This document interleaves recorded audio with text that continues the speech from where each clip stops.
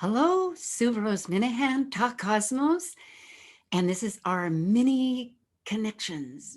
And the program on every Saturday night, as heard on 1150 KKNW broadcasts this coming week, will be the Moonbeam team.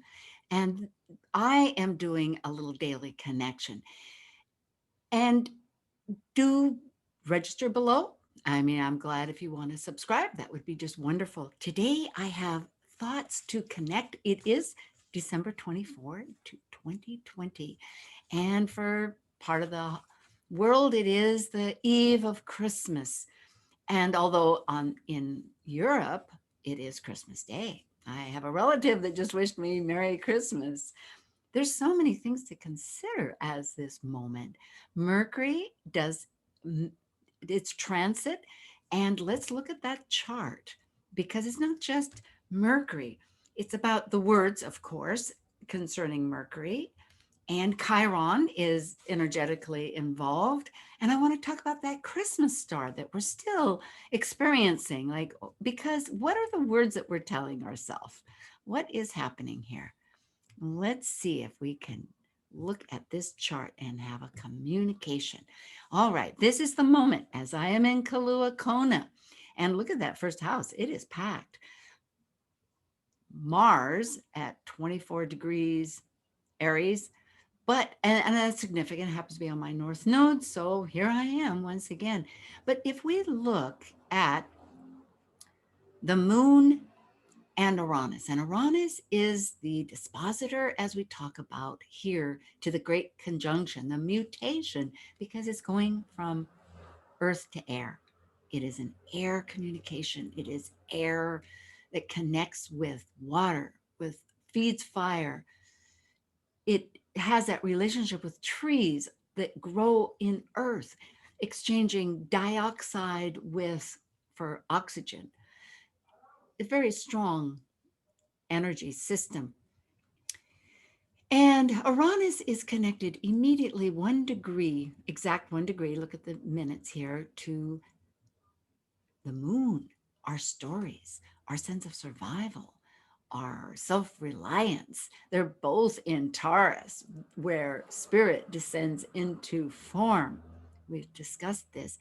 And in Taurus, they are well within an orb, trined up here to the sun and to Mercury that are talking always. It's combust is another part of our language, meaning that until it reaches, I think it's 8 degrees, 12 degrees away. And I'll need to clarify that because it's so close to its energy that it doesn't really speak of itself. And Mercury never goes very far away from the sun. So for many of us, it is combust, but it gets that intense energy. It still speaks, it's still having a language. And Mercury crosses the boundaries. It goes between the known and the unknown. It is the only plant god that can go to the underworld. The twins, Castor and Pollux. When Castor died, Pollux was so grief-stricken and plead with Zeus, the king of gods, that yes, you can remain together. And that is the virtue of our thoughts. We can cross boundaries. And in that, though, right now, at the darkest moment in the sky in the northern hemisphere, when at that 0 point, because you look at the sun, it's 3 degrees Capricorn, but it was 0 degrees just a few days ago. The sun is beginning to rise from that lowest point. It's in the southern hemisphere because this is all astronomical. We won't go there right now. It's fascinating to really totally understand. Meaning, though, we are seeing we have the potential of seeing deep into the dark. The more the dark, the greater the light. Once you shine the light, you really see it. And what is giving some struggle, if we look at Chiron, also in Aries, when I say also because I mentioned about its ruler, Mars is in its own sign, so it's so much about identity, so much about becoming. And in Chiron, the centaur, the half horse, the half man that represents our connection with the whole of the cosmos. And it's in the 12th house. So we are really, it is centered in what is the nature of this whole universe, the forces beyond our control that we need to connect with to make our healing.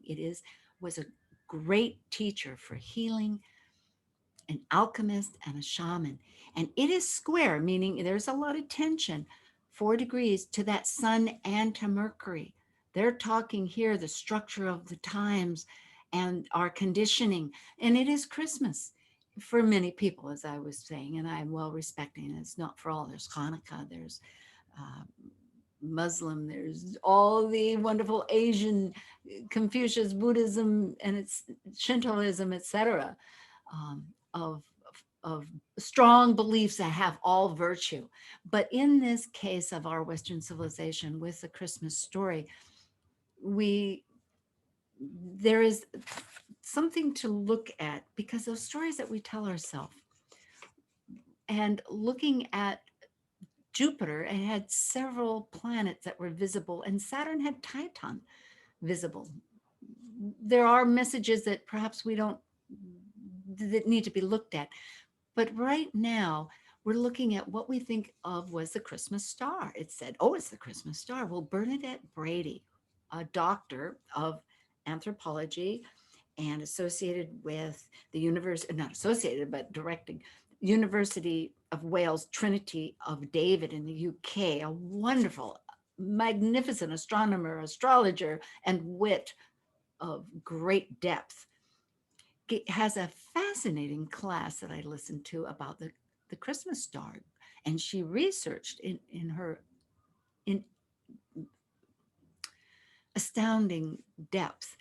And she's suggesting through that, and I'll just give you the pinpoints before my 10 minutes is up, that perhaps these gods, the three wise men I'm saying, were the planets, the great conjunction of Jupiter and Saturn. But it happens every 20 years. But in that time, and just prior to the 00 point of BCE that we consider, because there was uh, written, I'm thinking Herodotus, I need to get my name straight here, but the point was is that maybe 6 BC, the the conjunction of Saturn and of Jupiter and Saturn co-joined with Mars, which in itself is a longer cycle when these three get together as a um, coincide exact conjunction. But during that time, also Venus, which has a more of an irregular orbit, Venus, like Uranus, spins backwards according to the other planets and starts retrograde and then goes direct in her orbit. Um, Adam Gainsbourg, a wonderful astrologer, has great depth to look at that energetic cycle of Venus. But the point was because when she orbits, it, and Bernadette showed this, it drops, and it dropped right on top of these planets at that time, meaning this could have been an amazing, spectacular Christmas, what we are now calling the Christmas star from all its associations. Whether this is true, however you want to perceive things, stop and consider the words, the tools. Here, looking at Mercury, that's used to our conditioning and trying to find rectification, you might say, with its wounded healing sense, the stories that have stopped us from going forward.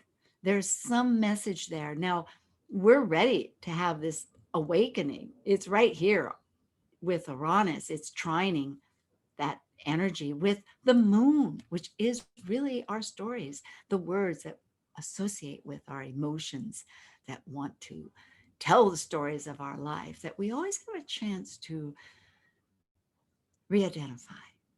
And identify has so much to do with this Aryan energy. It is a synthesis of all of this to find some light in this darkness that is meant for that. That is really the whole essence, you might say, of hope and the blessings of the moment. Well, blessings to all of you. And I love you, and I'll go forward tomorrow. Talk to you then. And do subscribe. Thanks.